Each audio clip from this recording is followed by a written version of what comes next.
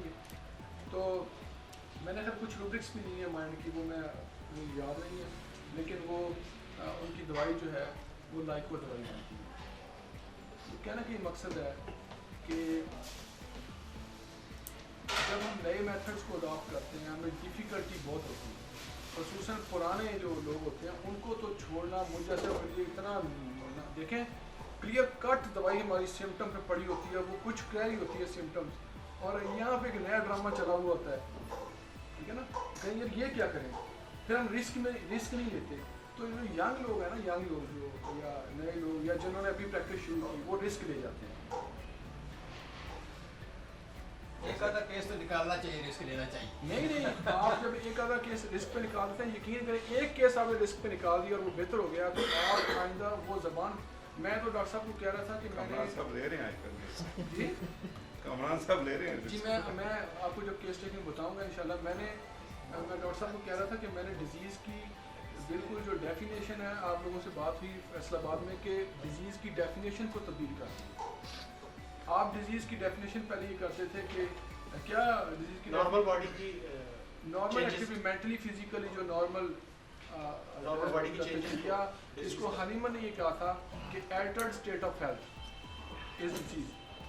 میں اب آپ کو بڑی عجیب و غریب اور بڑی ایک الگ بات کہنے والا ہوں, لیکن وہ میں نہیں کہہ رہا ہوں, وہ آپ کا سسٹم کہہ رہا ہے کہ ڈیزیز جو ہے وہ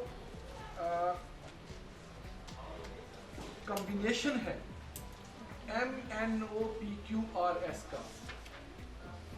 MNOPQRS کا کمبینیشن ہے.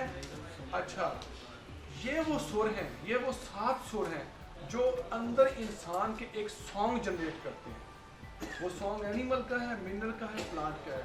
سننے میں یہ بات بڑی عجیب لگے گی کہ بھائی جب آپ MNOPQRS کو ہی ڈیزیز مانتے ہیں تو آپ نے کسی بھی کیس کے اندر MNOPQRS ہی کو ہنٹ کرنا ہے, نہ کہ سمپٹمس.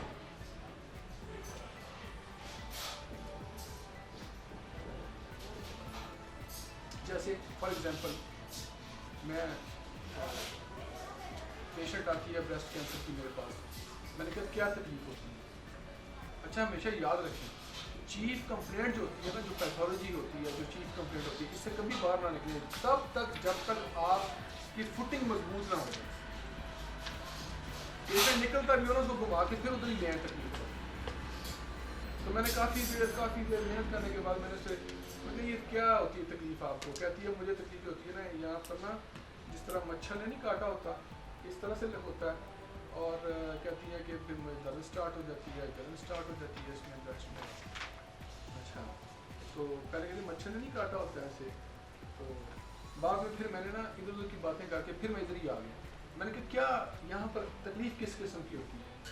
کہتی ہے ڈاکٹر صاحب یہاں پر تکلیف میں نے آپ کو بتایا تو ہے کہ ایک سوا چبھتا ہے, پنجابی میں کہتی ہے ایک سوا چبھتا ہے, سوا چبھ کے ہٹتا ہے پھر درد شروع ہو جاتی ہے, نال ہی جلن شروع ہو جاتی ہے. واٹ از دس, یہ پروسیس نہیں بتا رہی ہیں آپ کو. پہلے سوئی چبھتی ہے, پھر آپ کو درد ہوتی ہے, پھر آپ کو جلن سٹارٹ ہو جاتی ہے. یہ لوکل لیول پہ ہے, لوکل لیول پہ چیز ہے. اچھا میں اب اس کے ایموشنل لیول پہ چلا گیا. میں نے کہا کوئی ٹینشن پریشانی, کہتی ہے مجھے کوئی ٹینشن پریشانی نہیں ہے, میں کوئٹہ میں رہتی نہیں ہوں, ساری زندگی اپنے ہسبینڈ کے ساتھ وہاں پر بینک میں تھے. اب کہتی ہے کہ میں یہاں اپنے آگے اتنی بڑی کہتی فیملی میں رہنا مذاق نہیں ہے, جتنی بڑی فیملی میں رہ رہی ہوں, مسائل تو ہوں گے. میں نے کہا کیا مسائل ہیں. کہتی مسائل یہ ہیں کہ جو ہے نا میری طرف سے نہیں, میرے بہن بھائی نہیں, میرے ہسبینڈ کے بہن بھائی ہیں. کہتی ہے وہ جب بھی ہمارے گھر آتے ہیں تو اگر وہ عصر کے ٹائم آئیں گے, بتائیں یہ کھانے کا ٹائم ہے چائے کا ٹائم ہے, مجھے کہتی ہے. میں نے کہا کہ یہ چائے کا ٹائم ہے. کہتی پھر تو چائے دیتی ہوں. وہ گھر جا کے لوگوں کو بتاتے ہیں کہ اس نے ہمیں کھانا نہیں دیا, کھانا نہیں پوچھا. تو میں نے کہا دیکھیں آپ خدمت کرتی ہیں, پھر آپ کو ہوتا کیا ہے, آپ تو خدمت کر دیتی ہیں, اللہ کو آپ نے راضی کر دیا. میں نے اس کی ذرا فیور لی, اس کی سائڈ لی. میں کہا آپ نے تو اللہ کو راضی کر دیا ماشاء اللہ. تو میں نے کہا آپ پھر کیا ہوتا. کہتی ڈاکٹر صاحب انہوں نے گلا میرے کھب دیا. میں نے کہا کھبنا, یہ دیکھیں میں نے کہا کھبنا کیا ہوتا ہے. اب دیکھیں وہ کس طرح سے میری لوکل اور گلوبل اکٹھا ہو رہا ہے. میں نے کہا کھبنا کیا ہوتا ہے. یقین کریں ایز اٹ از, میرے پاس آڈیو ریکارڈ کیس ہے جو ڈاکٹر صاحب نے دیا تھا وہ والا, اس میں ریکارڈ کیا. اس نے کہا کہ دیکھیں یہ آپ کا جسم ہے, ਇਹਦੇ ਵਿੱਚ ਕੋਈ ਚੀਜ਼ ਖਬੋ ਦਿਓ, ਅੰਦਰ ਜਾਵੇ, ਅੰਦਰ ਹੀ ਦਰਦ ਤੇ ਸਾੜ ਪਾਈ ਜਾਵੇ ਕਿ ਬਾਹਰ ना निकले। What is this? ये पर्सनैलिटी है। तो क्लियर कट आप यकीन करें, मैं 2-3 दफ़ा उसको दवाई दे चुका था और मुझे माइल्ड पर्सनैलिटी लग रही थी। मैंने उसको पल्सटीला भी दी, फिर मैंने बाद में उसको कोनियम भी दी, मैंने उसको कार्बो एनिमेरस भी दी। मैं आखिर में ज़हनी तौर पर परेशान हो गया था, मैं करूँगा क्या इसका। खैर उस दिन मैंने उसको फिर एजुकेट बड़ा किया। मैंने कहा भी बात यह है, तुमने ठीक होना है खुद। अगर तुम मुझे कुछ बताओगी, कुछ ऐसा है तुम्हारे अंदर जो तुम उसे छुपा रही हो, वरना मैंने कहा इसको कटवाने के लिए तैयार हो जाओ। जब उसको डर लगा तो उसने मुझे सीधी बातें बताई। तो यकीन करें 200 की डोज दिए हुए मुझे आज महीना हो गया है, मुझे दूसरी डोज नहीं देनी पड़ी। जब हमें दवाई रिपीट करनी पड़ती है ना, दूसरी खुराक, तीसरी खुराक, चौथी खुराक, हमें समझ लेना चाहिए कि ये हम जस्ट मैनेज करने की कोशिश कर रहे हैं, पैलिएट करने की कोशिश कर रहे हैं, ये ठीक नहीं हो रहा। होम्योपैथी की एक खुराक से आप बड़ी से बड़ी पैथोलॉजी को जो है ना वो उल्टा सकते हैं। लेकिन केस फिर उस लेवल पे हमने पहुंचाया हुआ है। तो ये देखें, जब ये चीज़ें आ जाती हैं और हम ये चीज़ें सीख जाएंगे तो डेफिनेटली वो फिर क्यों कर सकते।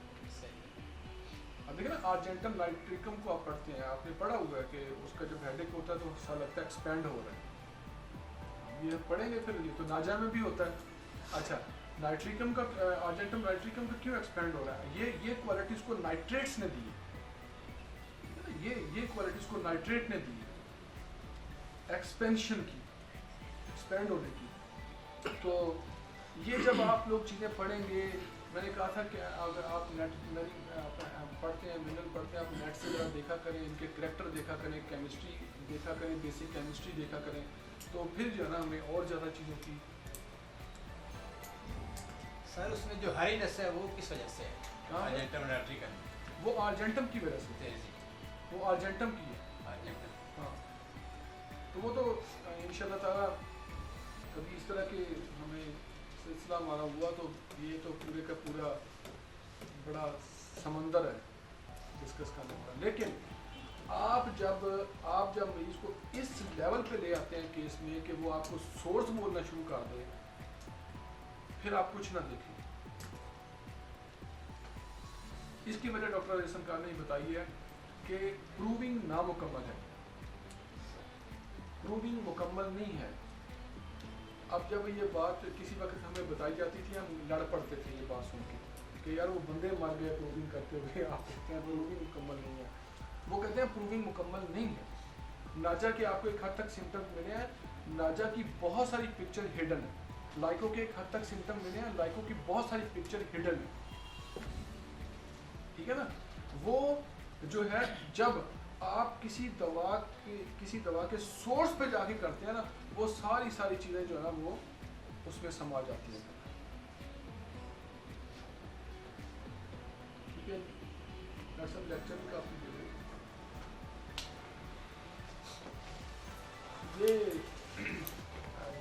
मेथड दिलचस्प है, लेकिन ये कि